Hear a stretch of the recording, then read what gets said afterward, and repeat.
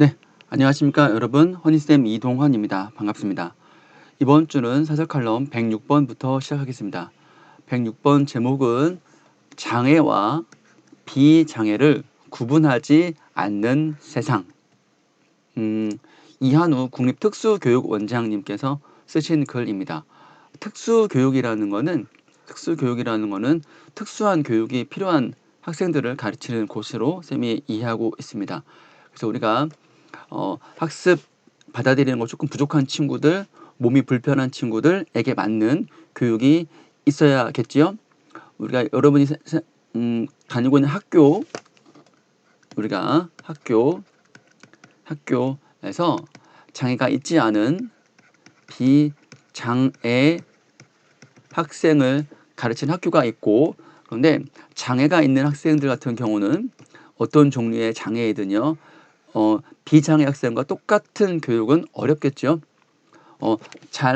앞이 잘 안 보인다거나 귀가 잘 안 들리는 학생들에게 어떻게 똑같이 학교에서 여러분이 배우는 것처럼 할 수 있겠습니까? 그러면 그 학생들에게 차별이 있는 것이죠. 그래서 국가에서 이 학생들에게 맞는 교육을 하는 것인데, 그 이름을 특수교육이라고 이름을 붙인 것입니다.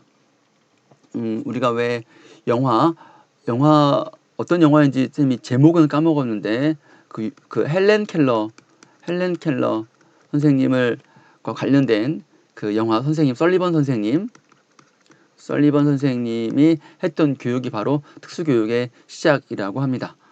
자, 이렇게 쌤이 말씀드렸고요. 특수교육 관련해가지고 선생님은 이렇게 비장애라는 말을 들으면 항상 어떤 게 있냐면은, 이렇게 장애라는 말에 대해서 우리가 그냥 안 됐다, 안 됐네, 나는 장애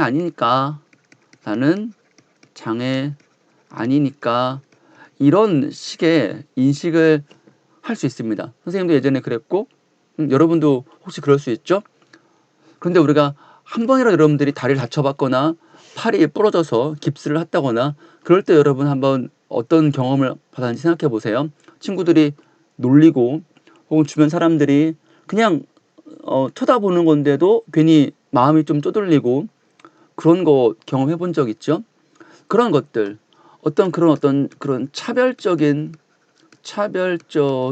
시선과 어느 정말 나쁜 사람들 같은 경우는 모욕적인 그런 행동과 말을 하는 경우도 있습니다. 여러분들은 절대 그러서는 안 되고요. 근데 왜 이 얘기를 하냐면, 우리도 언젠가 이렇게 장애를 가진 사람이 될 수 있어. 장애를 지울게요. 장애를 가질 수 있다는 생각을 하고, 겸손하고, 또 이 장애를 가진 친구들이 이 세상에 대해서 원망하거나 절망하거나 세상 사람들이 미움, 이런 감정을 가지고 살지 않게끔 우리가 옆에 있어야 할 필요가 있겠다. 그런 마음, 뭘 도와준다거나 뭐 안타깝게 여긴다거나 그런 마음보다도 그냥 옆에 있어서 함께 같은 곳을 바라보면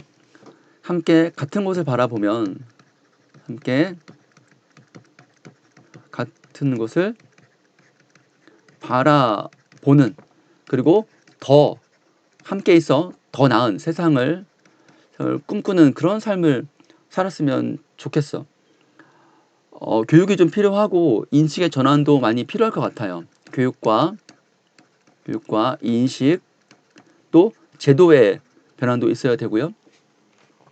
우리가 예전에 글에서는 장애를 가진 사람들이 요양병원이라든가 혹은 그런 시설에 갇혀서 코호트 격리를 당해서 아예 그냥 같이 코로나 확진이 더 심해지는 경우도 있었는데, 그래서 시설을 벗어나서 우리 주변에서 그들과 함께 사는 것도, 함께 같은 곳을 바라보는 그런 마음인 것 같아요. 갈 길이 좀 멀긴 하지만 우리 자체도 이런 마음은 좀 우리가 생각을 해봐서 버리고 함께 같은 곳을 바라보는 그런 열린 마음, 더 낮은 마음을 가지는 것이 좋겠다. 이렇게 말씀드리고 본문 시작하겠습니다. 1문단 코로나19의 장기화로 우리는 매일 당연하게 누리던 것들이 얼마나 소중한 것이었는지 새삼 확인할 수 있다. 네, 친구들과 함께 노는 것, 마스크 쓰지 않고 수업하는 것 굉장히 소중한 것이었고 그립습니다. 특히 이번 계기를 통해 장애 학생들에게 학교 생활이 차지하는 비중과 학교 교육의 과정의 중요성을 깨달을 수 있다. 특히 우리가 장애를 갖지 않는 비장애 학생들, 여러분들 같이 비장애 학생들인 여러분들도 알고 있잖아요. 되게 좀 불편하고 온라인 교육이 많이 힘들고 그렇다라는 것. 근데 특수교육이 필요한 장애 학생들에게 학교가 문 닫으면 완전히 그냥 아예 격리되고 아예 가지 못한다면 그의 비슷한 교육은 집에서는 너무 어렵지. 너무 어렵지요. 집에서는 교육이 어렵죠. 왜냐하면 과정도 그렇고 또 특수교육에 대한 어떤 전문적인 노하우 이런 것들 단순하게 수학을 가르친다거나 영어를 가르친다거나 그런 지식적인 면이 아니라 이 친구들에게는 활동적인 측면 혹은 뭐 여러 가지 교구를 만들어 가지고 인지 능력을 발달시키고 운동 능력을 발달시키는 그런 걸 해야 되는데 집에서 어떻게 그런 시설을 어떤 그런 교구를 다 마련할 수 있겠어요. 그렇기 때문에 이들에게는 특히 학교가 굉장히 중요한데 그렇지 못했으니까 되게 힘들었겠죠. 자, 2021년 교육부 업무계획의 첫 번째 핵심 과제는 학교의 일상회복이다. 국립특수교육원은 정부의 특수교육 정책을 수행하는 교육부 소속 기관으로서 장애 학생의 일상회복과 학습권 보장, 굉장히 중요하죠. 위에 다방면으로 여러 방면으로 노력하고 있다. 역점 사업, 역점이라는 말은 중요한 사업, 중요한이고 힘 있게 추진하는 사업 중 하나로 장애 학생 맞춤형 원격 교육 지원 사업이다. 야, 이거 잘 되면 참 좋겠다. 어쩔 수 없이 학교 가지 못할 때 원격으로도 맞춤형 할 수 있으니까 다양한 콘텐츠와 서비스를 개발해 제공하고 있다. 기존의 원격 교육 플랫폼은 장애 유형별 접근성이 고려되지 않아 장애 학생들이 사용하는 데 제약이 있었다. 그랬겠죠, 아무래도. 시각장애 학생을 위해서는 눈이 잘 안 보일 테니까 화면을 확대하고 또 대체 텍스트, 또 청각장애 학생을 위해서는 실시간 자막, 지체장애 학생을 위해서는 화면 조작, 또 지적장애 학생 등을 위한 이용자 인터페이스 단순화 등 맞춤형 플랫폼 구축을 통해 모든 장애 학생이 원격 교육에 원활하게 참여할 수 있도록 지원할 것이다. 네, 이런 지원 필요합니다. 하지만 아무리 특별한 특수교육 관련 콘텐츠나 시스템을 제공하더라도 그 쓰임새는 결국 교실 장면에서 이를 구체적으로 실행하는 교사에 의해 결정된다. 그렇죠. 원격으로 지원은 선생님이 어떻게 하느냐에 따라서 굉장히 결정됩니다. 이미 과중한 업무로 교사가 개별 학생의 상황이나 학습 준비도, 흥미, 선호하는 학습 형태 등을 고려해 수업을 준비하기가 쉽지 않은 게 현실이고요. 여러분들 선생님이 사범대학 출신 아닙니까? 그래서 이런 사범대학에서 이런 명언이 있어요. 교육의 질은 교사의 수준을 넘어설 수 없다.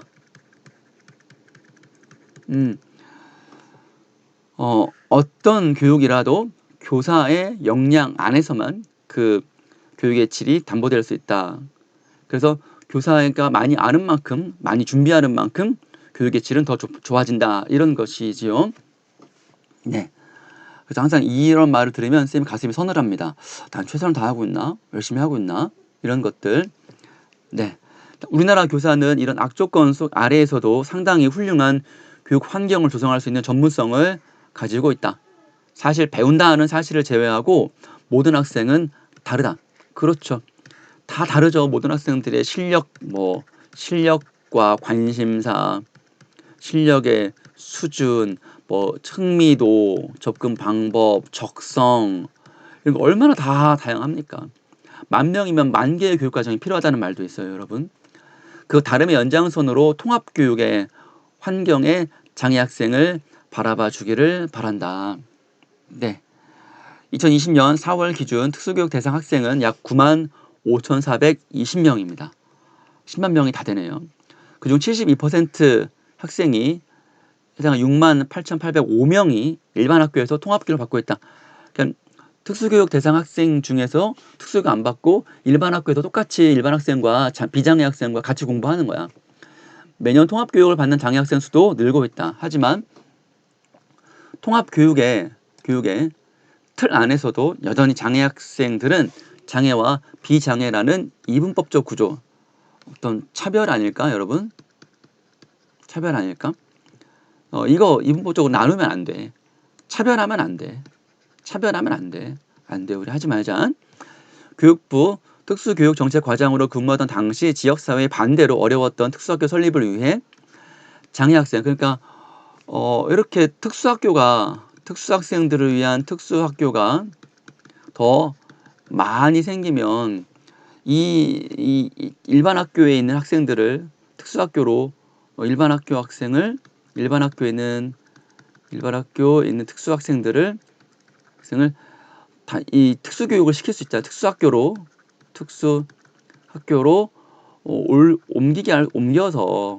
옮겨서 특수교육을 할 수 있잖아.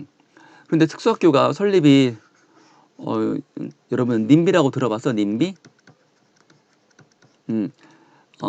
Not in my backyard.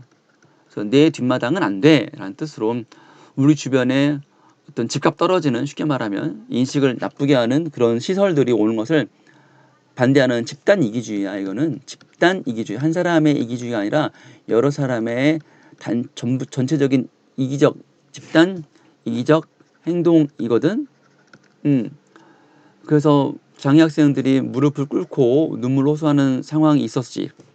그때 막 뉴스에도 나오고 막 그랬었어.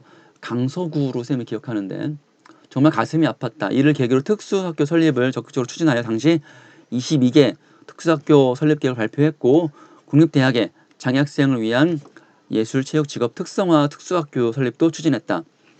우리나라는 인구 5천만 명 이상 국가 중 1인당 국민 총소득이 3만 달러를 넘어서야 가입할 수 있는 3050 클럽을 세계에서 7번째로 가입한 선진국이야. 이미 선진국 대열에 진입했지만 여전히 우리 사회는 장애인에 대한 차별, 편견이 만연되어 있다는 말은 널리 퍼져 있다. 어휘 정리하세요. 것을 확인하게 돼 가슴 한편에는 안타까움과 아쉬움이 남아있다. 그렇죠? 극복해야 됩니다. 극복하고 더 아까 말했듯이 함께 가는 그런 사회를 만들어야 되겠죠? 그것이 우리의 미션입니다.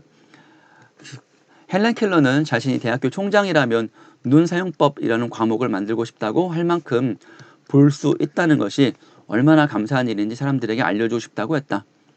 그렇죠. 우리가 잃고 나서야 그것이 얼마나 소중했는지를 깨닫게 되는 경우가 너무너무 많아요. 공기,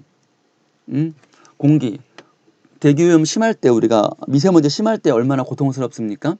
이런 것들, 시원한 물을 먹을 수 없을 때 우리가 물이 얼마나 소중한지를 알게 되겠죠? 그런 것처럼 우리가 습관적으로 누려왔던 것들이 다른 누군가에게는 간절한 것일 수 있지요. 비장애인의 시선으로 보는 장애인이 아니라 모든 장애인들이 79억 세계 인구가 모두 천차만별이듯이 다름의 한 가지로, 그렇죠? 나와 다를 뿐 그것이 틀린 것은 아닙니다. different, wrong, 이런 구별은 잘못된 것이다. 틀린 게 아니고 나와 다른 것이다. 그래서 다른 것인데 다른 것이라고 차별하는 것이 아니라, 다름을 강조하는 것이 아니라 다름 안에서도 함께 할 수 있는 그런 마음을 가지는 것이 더 좋다라는 글을 우리가 전에 한번 읽어본 적이 있습니다. 그래서 다름을 넘어서는 함께하는 그런 마음을 가질 수 있도록 더 노력합시다. 살아갈 수 있는 세상을 바란다라고 특수교육 원장님께서 간절하게 말씀하셨고요. 절절하네요. 그렇죠, 여러분? 여러분 주변 가족, 여러분 친구가 장애를 가지고 있다고 생각해 보십시오. 그러면 우리가 그냥 지나치는 말로 그렇게 차별한다거나 그런 마음 가지지 않을 겁니다. 여러분 다 착해서 그러지 않을 거라고 믿고요. 자, 정리하기 해서 어떤 친구는 정말로 열심히 잘 써줬고 내용 정리도 하고 자기 생각도 잘 얘기해줄 친구가 있었습니다. 감사하게 생각하고 쌤이 다 읽어보고 있습니다. 그래서 글을 배웠고 여러분들이 생각하는 바를 정리해 주시면 그것이 바로 논술이고 소수령 대비 수업이 되는 것입니다. 이 정리하기를 여러분들이 꼼꼼하게 잘 해주시길 바라고요. 어휘 또한 마찬가지입니다. 선생님이 정리한 어휘뿐만 아니라 여러분이 더 궁금한 것들을 단어를 적고 그 단어의 뜻도 선생님이 말한 것도 적고 여러분이 더 궁금하면 사전을 찾아서 네이버 사전 있습니다. 여러분 사전을 찾아서 더 하면 더 좋을 것 같고요. 다시 정리하기 위해서는 배운 것 내용 정리하고 그 다음에 여러분의 생각 여러분의 의견 주장이든 주장도 괜찮고 느낌도 괜찮고 어떤 다짐도 괜찮고 어떤 깨달음도 괜찮습니다. 한 문장에서 두 문장으로 정리하면 선생님이 잘 읽어보고 굉장히 잘 쓴 친구 같은 경우는 선생님의 이벤트 스페셜 점수인 꿀단지를 선사하겠습니다. 여러분들 이번 주 106번 장애와 비장애 학생을 구분하다는 세상을 공부해봤습니다. 여러분 수고 많았습니다. 다음 시간에 뵐게요.